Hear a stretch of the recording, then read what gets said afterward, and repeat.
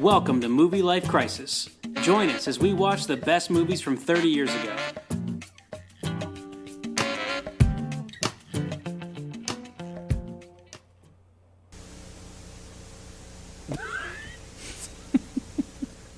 What the hell are we gonna do? We can't stop this thing even if we wanted to. Go faster. Wesley. Charlie, when this is over with, remind me to knock you out. Woody. I have a minute problem. Minute? John Bobby, he has a minute problem. You have a sickness. This Thanksgiving, get on board the funniest thrill ride of the holiday season. Money Train, rated R, at theaters November 22nd. Money Train. I like how they went with just the first name. Wesley. Woody. Man, there's so much there. Like the fact that trailer starts with an MCI Friends and Family advertisement. Which is why we were laughing. Ago where somebody said something about, oh, that's going to cost you long distance on some show we were watching, and Jake's like, "What's that mean?" I was like, "Oh, it costs if you didn't call." It's like, no, you just dial 1010 220, and then you save like 80% on your long distance. How's that work? I don't know. Or you have a calling card. What? A calling card. Dude, my dad used to have for his work you could like it was like a number you dial before you dial long distance, and it would bill to his office.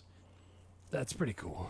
And so like I had it written down somewhere. If I wanted to like if I was like out at a summer camp, I needed to make a phone call. I could like on the payphone like punch in his office number, punch in the code, punch in where I wanted to dial. I don't. Hack it. How did we like live? War games, you're freaking just calling everybody. Yeah. So you remember roaming fees also, right? Like, oh, yeah. Like if you were not inside your network with your cell phone, it would cost extra too. I was trying to explain that to Jake. I was dating Becky Beard at like sophomore, junior year of high school, and they lived in Albany. It was around the time that Albany, for whatever reason, got put into a different area code than Hammond did, 225, even though they're like 2 miles apart. And so suddenly Albany was like long distance.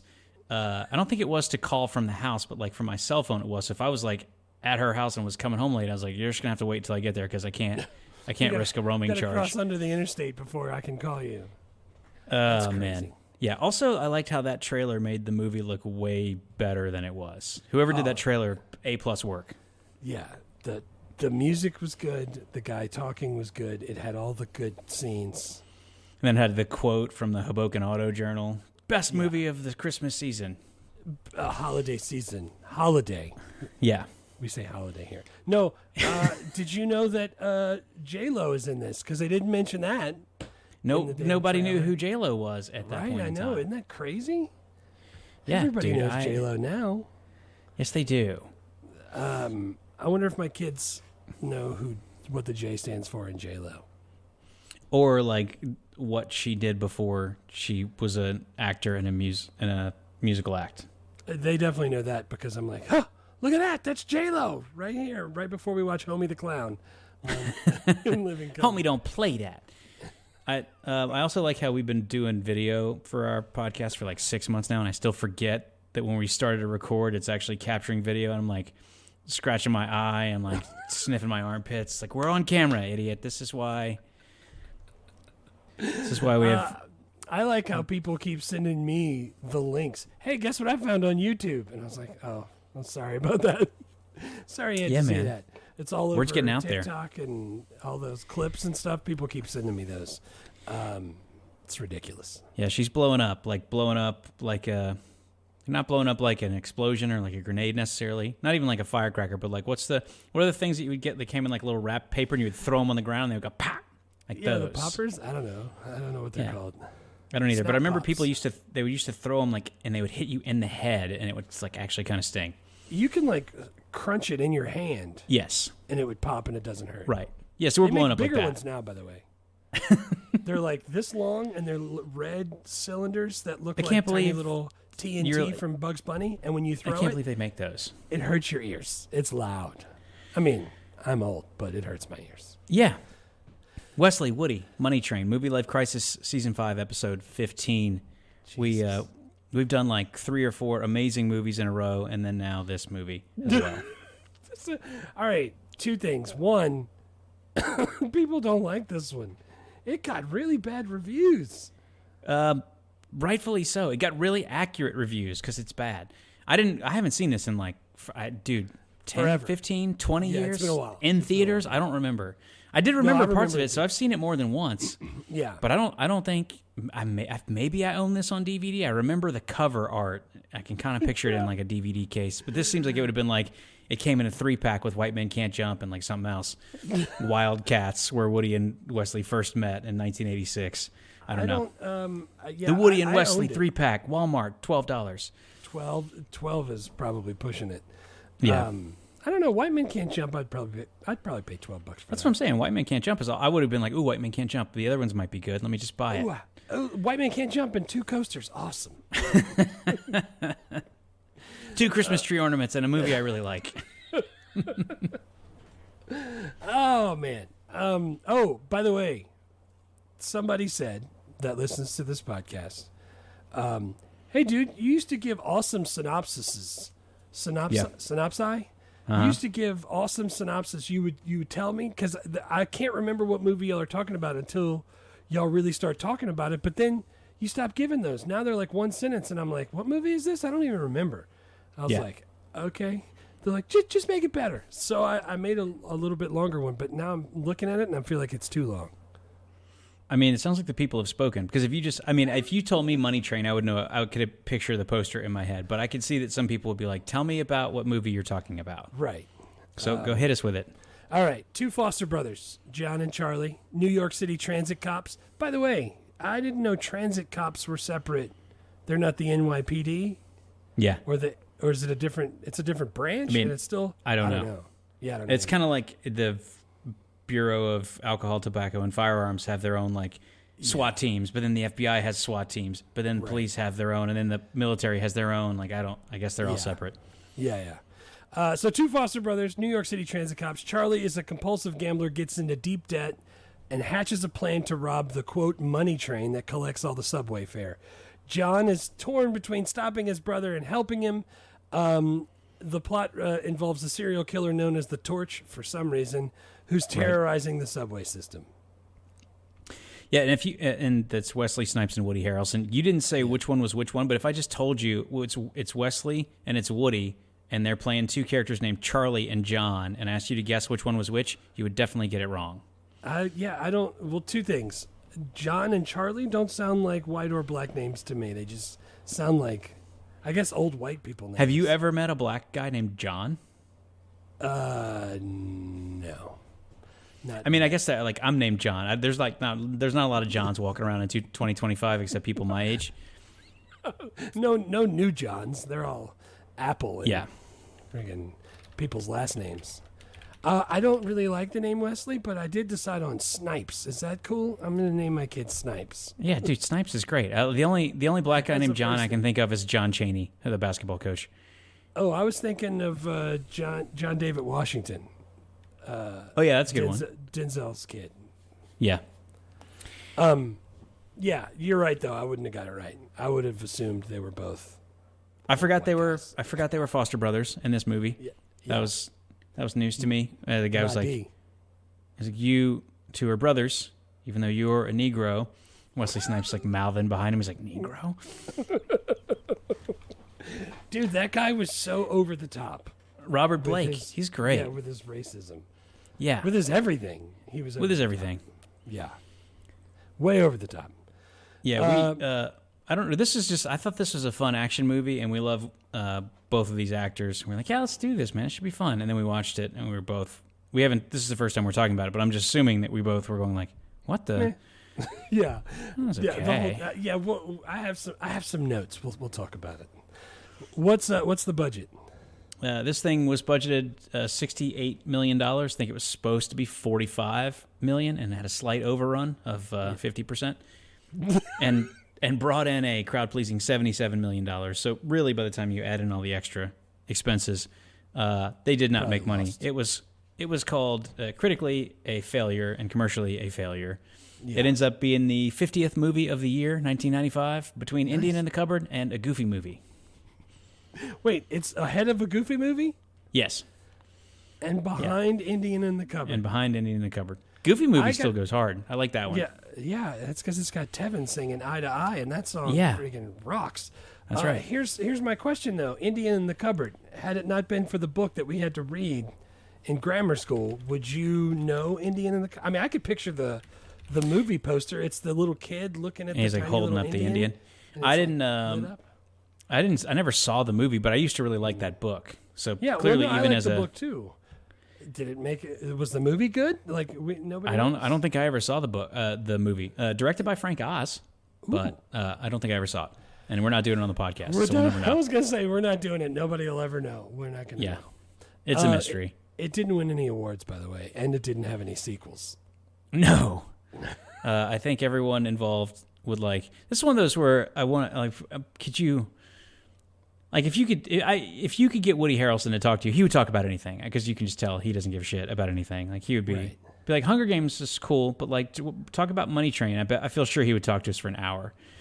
But I wonder if some of the other people who like their careers didn't go well after this, could you be like, could we get the director to be like, hey man, talk about the Money Train? I wonder if he would just have his people just tell us to F off and hang up the phone. Yeah, actually, no, bye. Yeah, probably. I mean. I don't even know that Woody Harrelson would want to talk about it too much. I'm sure if we just reached out to ask him, he probably would be hard pass. But if we were talking to him already, I think he would be like, yeah, Money Train, we had a great time. He's like, we built this huge thing in L.A. where it was a fake subway station.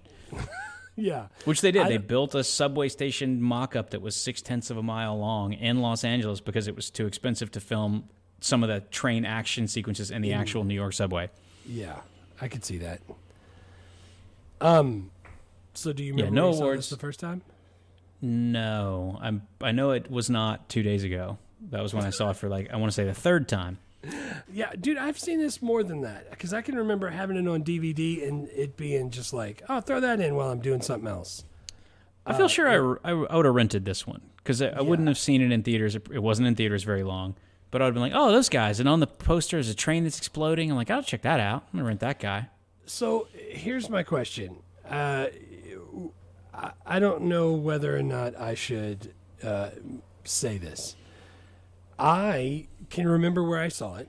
I saw it at the University Duplex. That's now a church over by Southeastern. I remember who I saw it with because that person got up and left. Because Wesley Snipes, a black guy, was making Woody, a white guy, look bad. And this person got up and left because of that. Oh, so they didn't leave because the movie was bad. They left because of racism. That's my thing. I don't know if that was the person's excuse, but he walked out before it was over, which is weird because this dude is not like that at all. Now, I do remember that he left the gay seat. Yeah. Where it's the two guys watching a movie and he leaves. He left room for the Holy Spirit and left the empty seat in between you. Right. But I remember first time I saw a movie with my buddy Kyle in college, he tried to leave the gay seat. I was like, dude, how am I supposed to tell you jokes if you're like 2 seats away? Like, just sit next to me. It's fine. Like, just hold my hand for a second. Just like, put your hand right here on my inner thigh.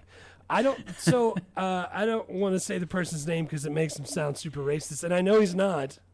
Yeah, and that man's name was David Duke. And that was the last time you guys ever went to the movies together. That was the last time we hung out.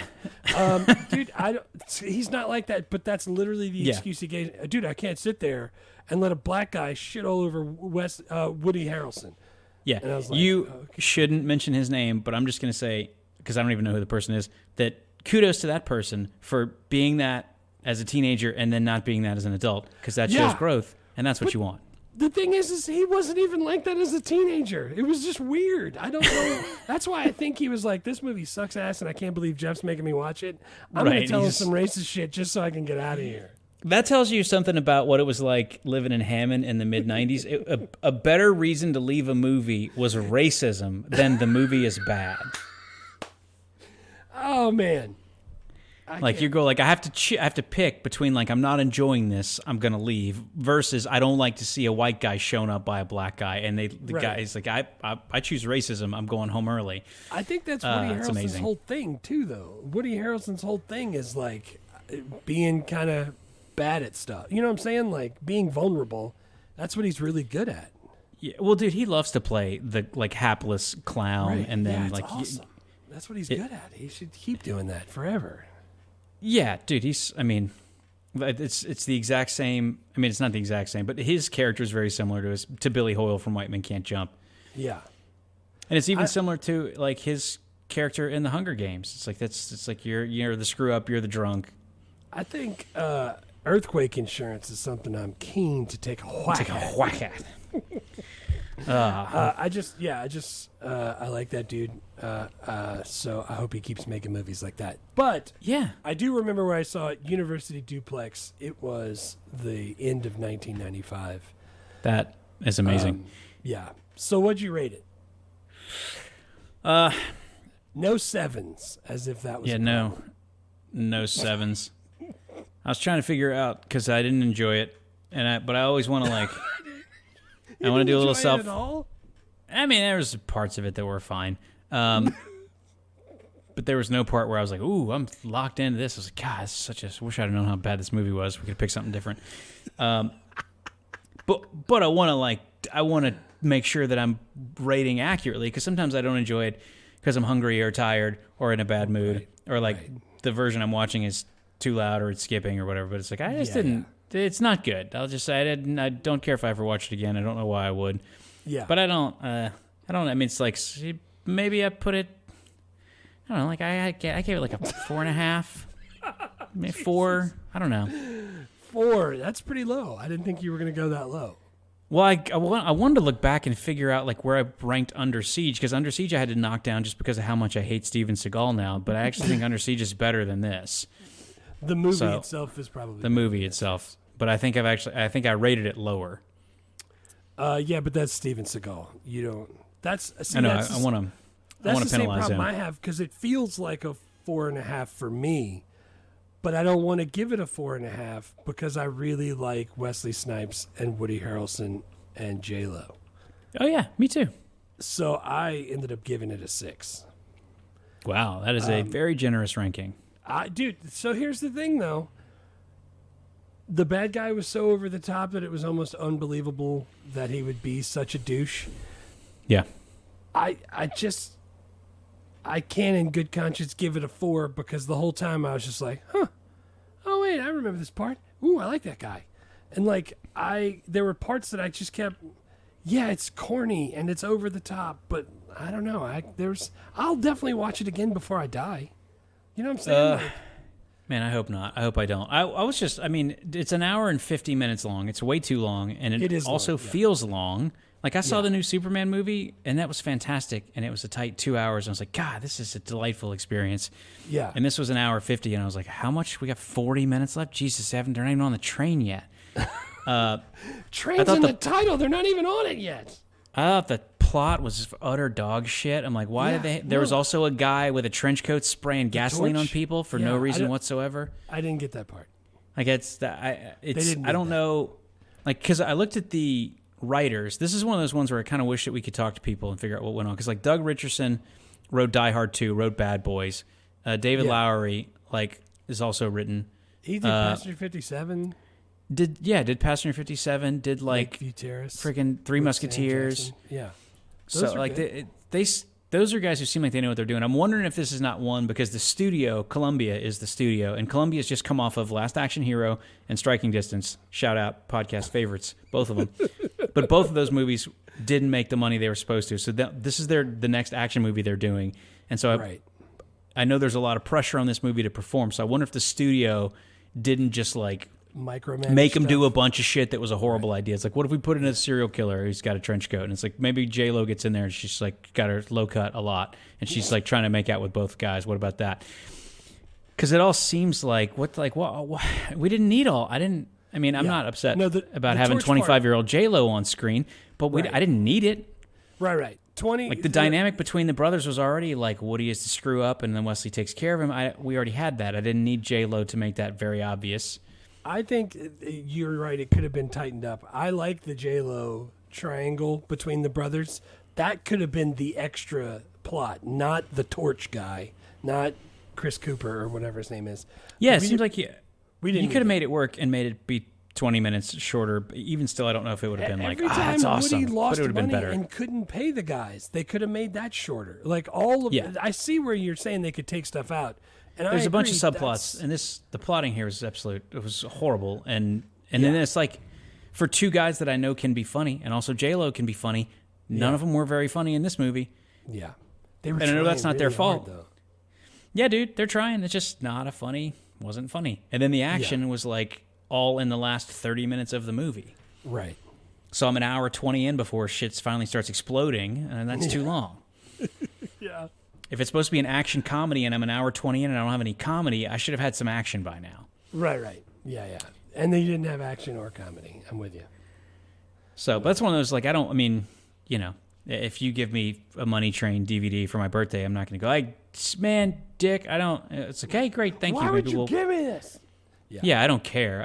This movie does, I nothing it. I don't have to ever watch it again. I don't care if it's someone's favorite movie and they're very upset. I'm just going like, didn't think it was that interesting or that funny or that action. Right. And I was confused why it was so complicated when it didn't need to be. Totally agree. So do you have best scenes? Yeah, I got two scenes. Cool. I do. Two scenes that I like there. I have two scenes I like, but then I have a thing I want to talk about. Let's go to the scenes. What's your first scene? There's a couple that I remembered, but I didn't necessarily write down. There's parts of this movie that I was surprisingly how much I remembered. But the two scenes I like, the first one is when Wesley and Woody are in the street after they're leaving the bar and they're arguing. And as they're arguing, some guys come up to rob them, and then they pull their guns, and it's like 5 people all pointing guns at each other. And then they do the Bad Boys thing where they just start like yelling at each other, and they're like pointing their guns at each other. They're circling. Yeah. And then the guys that were going to rob them just like give up and run away. Right.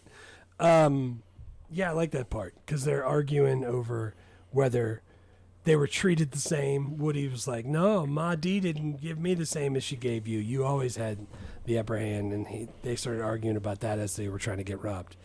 And then Wesley Snipes is like, I should have whooped your ass when you stole my Garth Brooks CD. And I was like, Wesley Snipes had a Garth Brooks CD? Did he write that, or how'd that get in there? Maybe he likes Garth Brooks. Who knows? I love Garth Brooks. I just would not have expected that from Wesley Snipes. Dude, my first one is the opening chase scene when they're pretending to be drunk, and they're trying to lure the people out to rob them, which seems kind of like entrapment. Yeah, but I don't know if that's a real thing, with less I remembered. Jones. Yeah. Oh, I remember that part because they're transit cops and they work in teams, and that one of them pretends to be drunk, and then they wait for someone to try and rob them, and then when they do, they arrest them, which seems a lot like entrapment to me. Yeah. But also I remembered that. I don't know if that's a real thing. Well, I remember this scene too because when the kid because he starts running and he runs up on the people emptying the money train on the next station. Yeah. And when the cops tell him to stop, he doesn't, and he's only just got the chain in his hand. He's rope chain. And when he gets shot by the police officers, he's running forward and he gets thrown back by the bullets in the handguns. And I remember always thinking, damn, those bullets must be very powerful to do that. That's stuck into my head. I like the whole idea where they get upset that, hey, man, this kid just was trying to get a rope chain. We're just trying to entrap people. There was no reason for you to kill him. And I like that whole thing because he's doing I like that. I like that too. It's really awesome. Yeah, they both got to act like fake drunk, which I thought I love. That's one of my favorite things when actors pretend to be drunk, and the fact that they're doing it in the movie in character, pretending to be drunk, is even better. Yeah. But then the kid runs off. The money train cops shoot him dead, and they're not at all upset about it, which is we learned is not at all acting or fictional. And then Wesley and Woody are like, dude, you don't have to shoot him. He's just a freaking kid. He's got a stupid rope chain. It's like, what are you doing? They're like, whoa. He's like, well, you suck. And then they all start fighting. They all start fighting. But then we find out their boss is definitely like that. Robert Blake. Yeah, dude. Apparently, in the 1860s, they created a New York Transit Police Department, and then they reintegrated into the NYPD in like the 90s. A couple of years after this movie, nice. by Mayor Rudy Giuliani. But Awesome. that's freaking crazy. They had their own separate police force for a long time. The country's mayor. Yeah, maybe that's why And then they're able to entrap people. And my second scene, and the only scene that you really need to watch in this movie, is when they steal the money train. That's Right. that like 25-minute action set piece that the movie ends with. That right there is the jam, and it's pretty badass. I liked Woody's idea of stopping for the tunnel to get to the surface and stealing the money that way. I thought that was cool that he was able to do that. I had that as my other thing also. It's just a climactic sequence that hijack the money train. There's a high-speed chase. They bleed the brakes so they can't get stopped. They run through some shit. Spectacular crash, which, by the way, Jake's been getting into scary movies, right? We watched the movie Stigmata. Do you know what I'm talking about? Yes. Yes, I do. In there, she is in the subway, and that's when she gets the stigmata, the wounds of Christ on her hands. It's freaking biblical horror. When she's in there, they're showing scenes of the subway, of her riding in the subway. One of the scenes, the subway they show the front train, and the piece of metal is sticking out of the window, and that flashing light is on the front. And I was like, what the hell? Why do I know that? Then I rewound it, and Jake's like, what? And I'm like, I know that from something. I don't know what it is. This was like 2 months ago.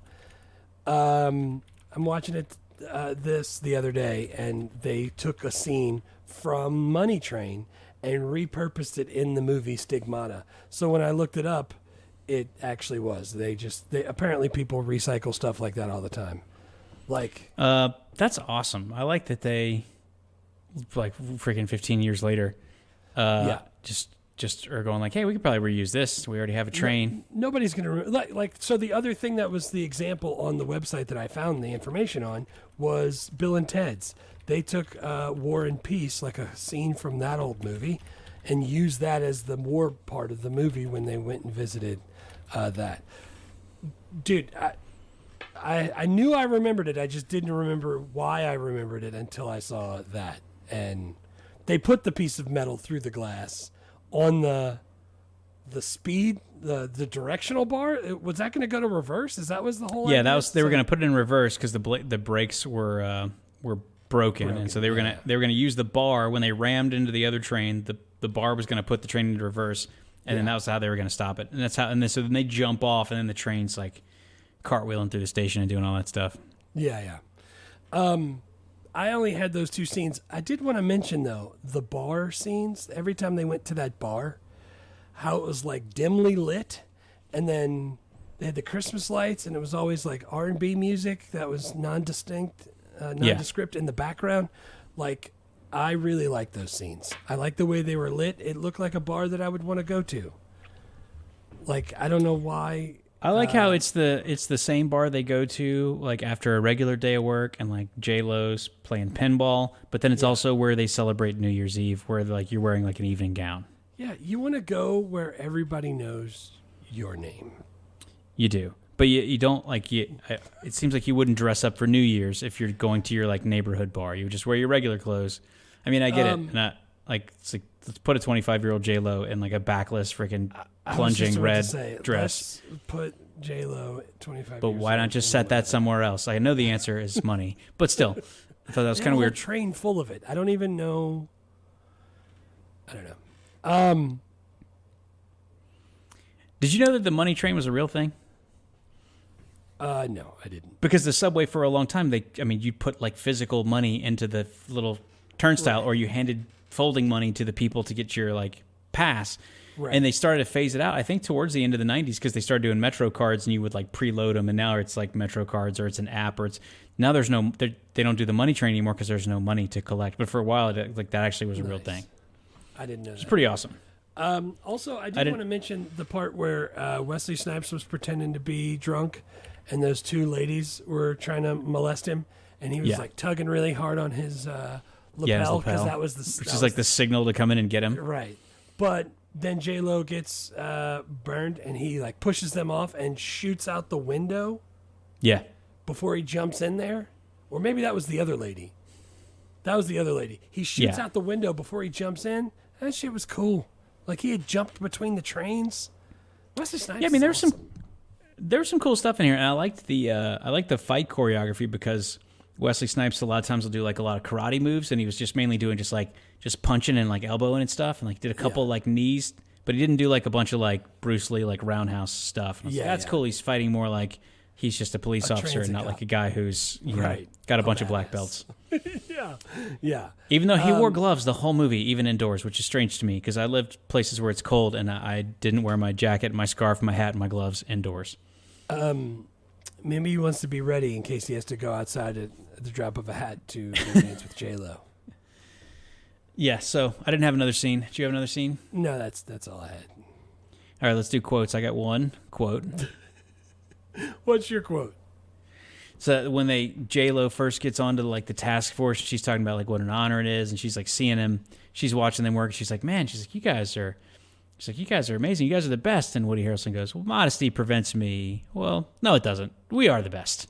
Yeah.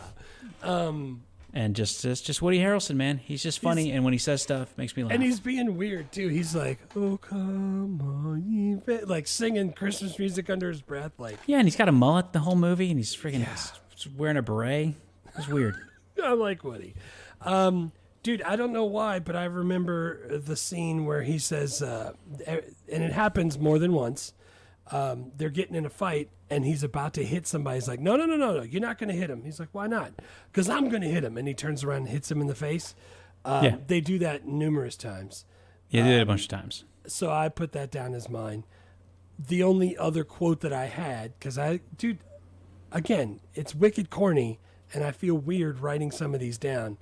But there was one where Donald Patterson, Robert Blake's character, the hate-filled chief. The guy who's in charge of the money train. Yeah, he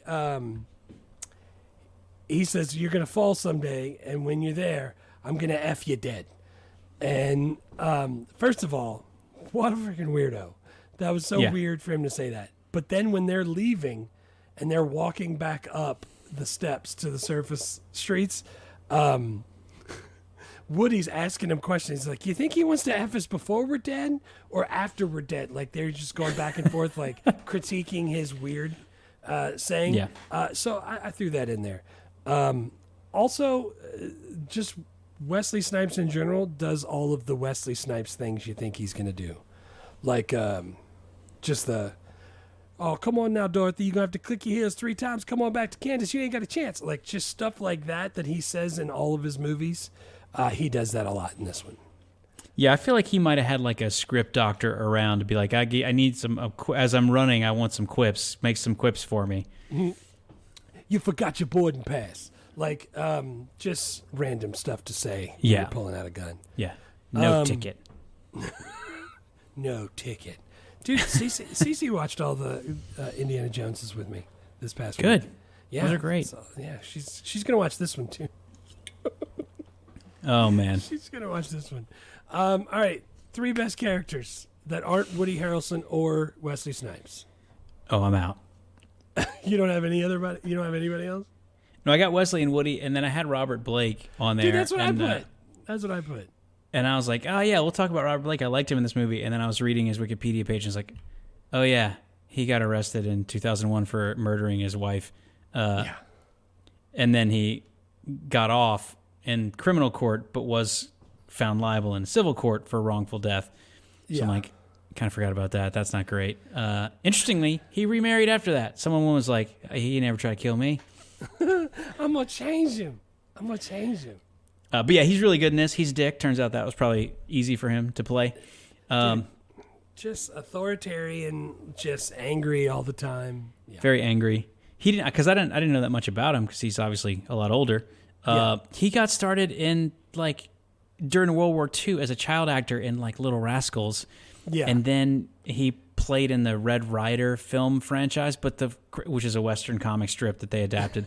But the funny thing is that he's Italian, and they just cast him to play a Native American Indian because in the 30s and 40s, everyone's like, Italian's close enough, it's fine. Yeah, they're both light brown. Let him have it. Dude, isn't the guy who's crying over the trash in that 70s commercial, in that PSA, that guy's Italian, I think. Yeah, I think he is. And I think the guy who's the most interesting man in the world, I think that guy's Italian. Like, I don't think anybody knows the difference when you're just looking at, which should be the light bulb moment where you go like, oh, if I can't tell the difference, maybe they're not all that different. But Right. no. I mean, to be fair, a lot of this stuff is in black and white, but it's also like, yeah, it's like, oh, we don't have enough Native Americans, Indigenous Americans for this movie. It's like, just stick some Italians in there. No one will even know. Nobody will have any idea. They talk with their hands, and so do the Indians. So, wife murdering stuff aside, Robert Blake was very good in this movie, I thought, as a scary, terrible person. Yeah, he was a horrible, hate-filled person. Very good antagonist, though, I thought. So yeah, other than Wesley and Woody, that's who I had. And I mean, J-Lo was good, but I just didn't think I needed her in the movie. And she wasn't in enough of it. Yeah. Let's talk about the director. Okay. Or Jojo Rubin. Pour some out. Rubin. I was watching a behind the scenes featurette about the making of this movie, probably before it came out, when they all thought it might still be good. And he was talking a lot about the vision and how they worked together. But he did like Sleeping with the Enemy is kind of his biggest movie in 1991. Makes Julia an Roberts. absolute crap pile of money with Julia Roberts. Yeah. And then he does The Good Son with Macaulay Culkin and Elijah Wood, which is kind of pretty weird. We didn't do it. We didn't do it on the podcast. I do too. And then he did this one, and then his career started to kind of tail off a bit. Yeah, there's a lot of those though. Like looking at all of his different movies before this, you could tell like the ones after aren't going to be that good. I mean, this one wasn't that good. You know what I'm saying? Like, no, he's making a I don't living out of know. it, so I'm sure it's fine. He's retired now, so like he made. Well, man, I'm looking at like his first feature film directing gig is in 1974. His last one's in 2017. All told, that's a pretty good career. He's got 13 directing credits, and a couple of them are pretty memorable movies. Not for any. The first one in 1974, it's called The Sister-in-Law. That's basically softcore porn. I try to pull up some of the movies that I don't know and watch trailers just to see. They had that whole movie on, when I typed that one in, it was on a different website that I needed to show my ID to get on. So I didn't get to watch that one. And they were advertising hot MILFs in your area? Yeah. So it's just basically softcore porn. Like that was his thing, and you can kind of tell like when J-Lo and what's his name get together, Wesley Snipes get together. Right. It's just basically Red Shoe Diaries for 25 seconds while a song plays in the background. Just a lot of sweeping camera moves and darkness in the background. I mean, good on this guy for doing it, but Sleeping with the Enemy is definitely his biggest movie, not this one. Yeah, and I don't know enough about directing to go like, that guy did a terrible job or he did a great job. I'm like, it seemed fine. I don't know how much of it, if it's him or if it's the editor, if it's the producer, if it's the writers, but like, shit's way too long, way too confusing. Someone should have fixed that. Maybe him, maybe someone else. Maybe somebody else. Yeah, dude, the writers we talked about, Die Hard 2, Live Free or Die Hard, Bad Boys, that was Doug Richardson. The other guy did Passenger 57 and Lakeview Terrace and Three Musketeers. Did you recognize the music? I recognize the composer, Mark Mancini, who's does every freaking action movie in the 90s. It feels this felt like he had some leftover stuff after Bad Boys. He's like, you could use this. I wasn't going to use it anywhere else. It's like, but what about this one? Kenny, that's the same song.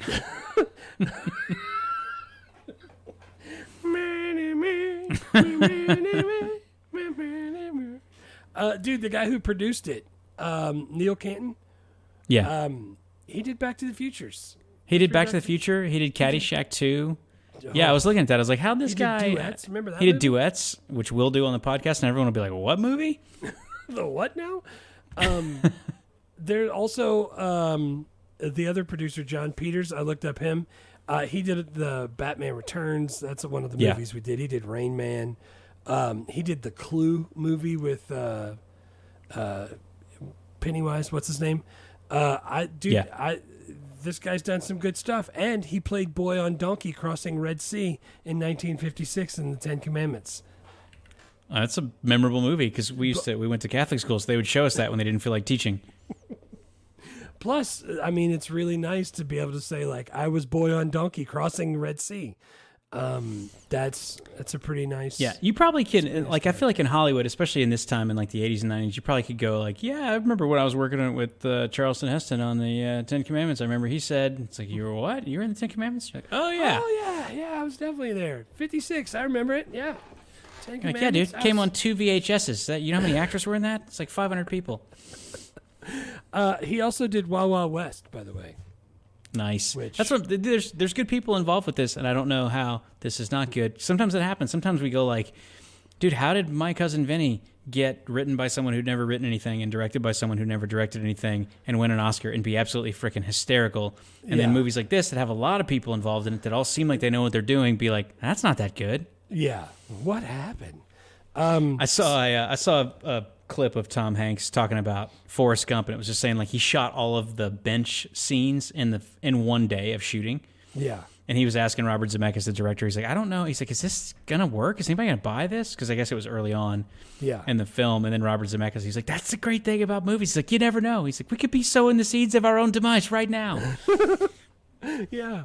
It's like, dude, if Tom Hanks and Robert Zemeckis don't know if they're making a movie that's going to be any good, for sure these people don't know. Yeah, they don't know. So since it's set during Christmas, do you watch this as a Christmas movie every year? I would, except I'm not going to watch it ever again. So I think instead I'm going to not watch it ever again. Anytime you want to feel like there's some religion, but also want to see clips from this movie, just watch Stigmata, because that was way better and scarier. I am definitely also not going to watch Stigmata. I don't want to watch scary movies. I'm going to watch Die Hard. Deliberate tutte me. Like, I'm going to watch National Lampoon's Christmas Vacation. Yeah. Shitter's broke. Yeah. Look at that. Yeah. Dude, I had bonus good. They want you to say the blessing. Available on Patreon, by the way. They spent $4.5 million building a fake subway set. Wesley and Woody got $5.5 million apiece. So that's $15.5 million of their proposed $45 million budget. This is an expensive movie. Yeah. And I think, and I'm just assuming, I'm just guessing that the studio probably put a lot of pressure on them to insert things that they probably didn't want to try to make this thing work, which makes it not work. How much of that $5.5 million does Wesley Snipes have to pay to the IRS? According to him, none. $0 is the tax that he owes. $9. Oh, man. That's awesome. Speaking of dollars, wait. At the end, when they steal the money and he opens the jacket, the little tags there, and it's $53,000. Yeah. They're no longer transit cops. They got fired. You think they'll get their job back now that your boy got arrested? Probably. I thought it said $563,000. I thought he stole $500,000. I thought it said $53,000 because it was $500,000. Can you fit that in your jacket? I was kind of wondering about that. I was like, can he get that much money in his coat? Yeah. $53,000 makes more sense. 53. Dude, it seems like they can get their jobs back because J-Lo's still working there. They arrested Captain Douchebag, and like surely they're gonna have him back. They arrested Captain Douchebag. I'm trying to fast forward to the end. I'm going to tell you exactly how much they stole. He's feeling the jacket. Wait for it. He's like, what is that? No, I put on some weight. Oh, yeah, I'm pregnant. All the bad jokes. And everybody is standing around them. And it's $53,000. Nope, $536,000. $536,000. That's what I'm saying. $500,000. No way that fits in his jacket, right? Doesn't seem like. I don't know. Even if it's all hundreds, which it's not, though, right? Isn't that the money they pick up from? That's the money they collect from the booth. But when he was on the money train, all the bags had like a tag that said how much money was in them. So maybe he probably just picked the one that had the most money. So that bag might have had mostly hundreds, but I don't know. Like, dude, it was like the size of like a sack that you would take your lunch in if you were going to work. Like, it doesn't seem like you could fit $500,000 in there. Oh man. I definitely don't think a money weight calculator is what we need. 563. Is that what I told you? 63,000. Oh, where's the fucking weight? This is silly. This is the top-notch podcasting that people came here for. Dude, it's telling me in coins, in grams. Is it? Yeah. So you think it's 20? You think it's $20? $20 bills? It's 620 pounds. If it's if it's $100 bills, But even if it's hundreds, that means it would be 150 pounds. yeah, he's 124 pounds. Yeah. So, little movie magic there. The question I have for you is, I read on the internet that Woody Harrelson's net worth is projected to be upwards of $70 million. Jeez. And, if I was going to pick people that I think are famous that don't care about having any money, Woody Harrelson would be, pretty high on the list. I think you're right. There's so little I know about Woody Harrelson. Is he married? Does he have kids? I don't know any. You know what I'm saying? I don't know any of that information. And I would think that if he has that much money and he's not married, he probably just does it for the love of the... he's just doing it because he loves acting. He's married. He's got 3 kids. Every time you ever see Woody Harrelson, he's been in our lives forever. He's been acting since 1985. Right. And every time you see him on a freaking talk show or a podcast or an interview, he's just always, yeah, man, you just I don't know, just hang out. He doesn't seem like a guy where it's that's why they're friends. It's bring the car around. No, the other car. Y'all need to anticipate. I don't see. I'll be in my 3-story trailer. He seems like he doesn't care about anything. Yeah. He would sleep in a refrigerator box and just surf, and then it's hey, what do you have to put shoes on? He's God dang it, shoes. I wonder how much of that is his characters he always plays, and how much of that is. You think since all of the characters are like that, just like Robert Blake, it was easy for him to play a jerk because in real life, turns out. But this is my theory. This is my theory about acting. I think we've probably talked about this, but I just don't think there's that many really good actors. There's Meryl Streep and Tom Hanks and a couple other people, but most people just have to play some version of them. Right. So it's if you want someone to play the world's biggest hard ass who yells at people all the time, you don't cast Woody Harrelson as that. But if you want someone to play the alcoholic screw up who's kind of funny, it's well, that's Woody Harrelson. That's Woody Harrelson, yeah. I just don't, I think if someone keeps playing the same role all the time, they're probably like that at least a good bit. Yeah, The Rock. Or they wouldn't get that call. Dwayne Johnson. I agree that you're correct with that assumption. Yeah, man. Political incorrectness. I'm sure there's some. I like that. Movies still do this. It's there's a black guy and a white guy. We want there to be a love triangle. It's Hispanic chick's the only option, really. Gotta be. That'll give Robert Blake a reason to say Negro and white guy and Latino and say it all stupid like he did. Yeah. And then old tech. I like how the maps that showed where the train was just really it was an actual map painted on a piece of plywood that had little light bulbs and the bulb would turn on. Yeah. Oh man. That was great. I also like how the primary use of communication was walkie-talkies. Oh, yeah. I'm walking and talking. The whammy kablams. A lot of old tech. Freaking before electronic subway cards, like you said, the Metro cards. Yeah, dude. Putting freaking coins in there and folding money to get on the transit. Yeah. I would do that. I guess old tech would be public transportation because we don't have any in Nashville. Yeah, none of that. People are we can't do that. I was have you looked anywhere else? Yeah, but we can't, though. All those extra lanes, we need that for parking. 5 questions. Is it okay for kids? If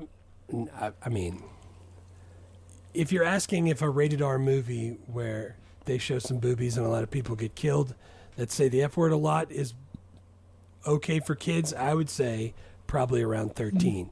But I don't think you should show this to anybody because it's not good. You gave it a 6 out of 10. You gave it almost a passing grade. Rotten Tomatoes, by the way, has it at a 22%. Whoa. That's low. 22? Yeah. 22?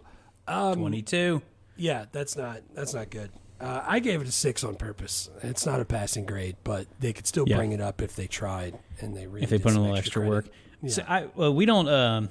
We already have a great idea for a podcast. It's this one that we're doing. But if we were gonna do another one, I think it would be really fun to do a movie podcast where you only picked movies that were below 50% on Rotten Tomatoes that you think are good. Oh yeah. So you don't pick bad movies, but you pick movies that you like that no one else likes. On Plex, I have an entire playlist of the collection of those. They're below 50 golden movies. They're awesome. I have another one that's below 25, and it's over 100 movies that I like. Yeah. Dude, I just looked up Alex and Emma, which is a movie I know me and you like that no one else likes. 11% on Rotten Tomatoes. What? There is no way that's 11. Yeah. Dude, I like that movie. You like that movie. 11%. That would be a fun podcast that someone else will maybe do. What year is that? I don't know. Early 2000s? Are we going to make it that far? 2003? I mean, 8 years. Maybe. Who knows if podcasts will still be a thing. If we really pivot hard into video, it might be tough for me and Jeff, as anyone watching on video can see. We'll be holograms that show up on your dashboard when you drive. That'd be horrible. It'll be one of those where I can just say, ChatGPT, go do that podcast for me. Pretend that you're me. Do the younger version, though. Make the younger, skinnier version. Do that thing that you do that makes me funny. Stupid TV. Be more funny. Be more funny. Oh, come and sit in TV's warm, basking glow, warm glow. Would this movie get made if it were pitched now? Second question. Dude, I feel like, buddy, yeah, cop action comedy. That's a buddy timeless cop genre. That yeah, seems... the love triangle would just they would all three be lesbians, which would be awesome, and then they could do all the train stuff with CGI. I think it would work. Could you not? You don't need it. There is no money train. You pick something else that they have to rob. You know what I'm saying? It's not money train anymore. It's money truck. I don't know. You know what I'm saying? Or it's a train, but it's got it's got trading cards on it. It's got baseball cards or. Are those still worth stuff? Oh yeah, dude. Have you seen? There's I'm surprised your kids haven't seen this at some point. There's videos of people that are opening baseball cards and basketball cards and Pokemon cards and Magic the Gathering cards to figure out if inside the cards they got one that's really valuable. Cool. Hey, I don't want to do that, but that's definitely a thing. So all those ones in my attic are still good? Yeah. Oh yeah. They're probably not. They probably all spontaneously combusted in your attic. It's 183 degrees. That's weird that you know the exact temperature of my attic. Yeah, because you just texted me yesterday about how hot the water was coming out of your bidet. A blanched butthole. All right, so yeah, I think you make it again, but it's gonna be different. Can you got to make it a movie though, and short. A movie for sure, and also, I mean, count me in on any train heist movie. I want to see that. I love that. Like Lone Ranger. Yeah, sure. Why not? The Great Train Robbery. Oh, Back to the Future 3. If people are gonna rob a train, I'm into it. Yeah. What's the movie with the Wild brothers? Wild West? No, the movie with the brothers where Dwight Yoakam can blow up stuff, and it's got McConaughey. Oh, the Newton Boys. The Newton Boys. I love that. That's a train robbery. Oh, they do some train robbery, and they also do bank robbery on that one. What year is that? That movie? I feel like it's 97. That was a good movie. I remember. 98. Dude, I love that movie. Matthew McConaughey, Ethan Hawke, Skeet Ulrich, Vincent D'Onofrio. We're definitely doing that one. Yeah. Dwight Yoakam, Julia Margulies. Why is, of all those people, Dwight Yoakam's the one that I remember? And why did that Because he was blowing up the safe. Yeah, it was awesome. Yeah. No, I love that. I love that movie. I've watched it pretty recently. That's a done deal. Yeah, I think you make it a movie, you make it shorter. Who plays the lead? Did you recast anybody? No, I mean, Harrelson is 33, J-Lo's 25, Wesley Snipes, I think, is in that same age range, early 30s, so it'd be pretty easy to cast. I think the main thing is John David Washington to play Wesley Snipes. I already decided he's going to be the John that plays John. Yeah. Since we already talked about him. John David Washington, and then I want, for Woody Harrelson, I want him to be a different kind of messed up. And I'm picking Adam Driver. Oh, I like that. I like Adam Driver. I do too. He's a tall drink of water. Can he do comedy? I've never seen him do comedy. He was on SNL where he played Star Wars comedy, and it was pretty funny. Nice. I think he could do it. So can you still watch and enjoy this movie? No. You should just watch the last, the actual money train stealing action sequence on YouTube. Is there a market for people making edits of movies that are like this, not like epic movies that everybody's like, ooh, I need the Marvel movies, but I need them all in chronological order by scene. I'm talking about movies like this where you're like, I'm going to take every single piece that doesn't need to be in here, shorten this down to about 25 minutes, and it's an after-school special now, and it's awesome. Dude, the internet has started showing me some different stuff from like fan edit communities, and the answer is yes. That I guess I saw last week someone made a fan edit of Ace Ventura, which we did on the podcast, and all they did was take out the transphobic jokes. Ooh, like they took out like 23 seconds of footage. So like there's people doing just random movies like that to make tiny changes. So I feel sure, I don't know about this movie because I don't know if anyone even remembers it, but sure, like definitely are people if you're like, dude, make me Money Train, but make it make sense. I have fan edits. Like I made the movies that I show at school. Every time somebody's going to get stabbed in the head by Brad Pitt on Troy, there's a little ding, and then I take out all the gratuitous stabbing, and I'd shortened it by like, I don't know, maybe like 4.5 minutes or something like that. Yeah. So I want somebody to do that for these movies. Those are the super easy. Those are the super easy fan edits because all you're doing is trimming stuff that you don't want. You're not trying to like color grade or like bring in from the European version and like change all the sound around to make it 7.1. You're just you're just like. You're not going to try to AI upscale original film prints. You're just like, I just want to delete that one little bit. I'm just going to clip that bit out. Yeah, no more torch. I'm going to make a fan edit of this, and I'm going to share it with you. I think that is a great use of your time. I support it. We all know I'm not doing that. No, you're definitely not doing that. You can still watch it. It is, you have to rent it on Amazon. I didn't see it streaming anywhere, but it is available to watch should you choose to. Don't do it, but you can, but I wouldn't. But it's possible, but I seriously don't. Should you choose to do this? But the yogurt is poisonous. Oh man. So did we didn't even really discuss what the next movie's going to be. We didn't. The last time we talked about it, we had Clueless, we had this one, and we had Tommy Boy as our kind of next couple that we had picked out. So Tommy Boy is the next one that we haven't done. Tommy Boy is what I had down at the bottom. I just didn't know if you wanted to still do that. Yeah, let's do it. I'm so happy. I'm ready for the Tommy Boy palate cleanse after this one. Another buddy movie. With a handful more jokes. The right kind of buddy movie. Less action, more comedy. I like that. I think Tommy Boy has about the amount of action that this does. I think about like them running over the deer and like them fighting with the 2x4. I think we're pretty close. Not so much here, but right here. But right here. I knew it. I can't wait. All right. Thank you guys for listening. Free 7-day trial on Patreon if you want to hear movies from 90, 89, 88, or 87 that we've done there. Plus extra interviews and stuff. And we'll be back on the main feed in 2 weeks with Tommy Boy. Yeah. Vaya con Dios. Vaya con Dios. Always takes account of the scene in a second. She's just thinking. It's not doing anything.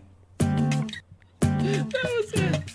Oh. Thanks for listening to Movie Life Crisis. Please subscribe, rate, and review. And remember, don't drive angry.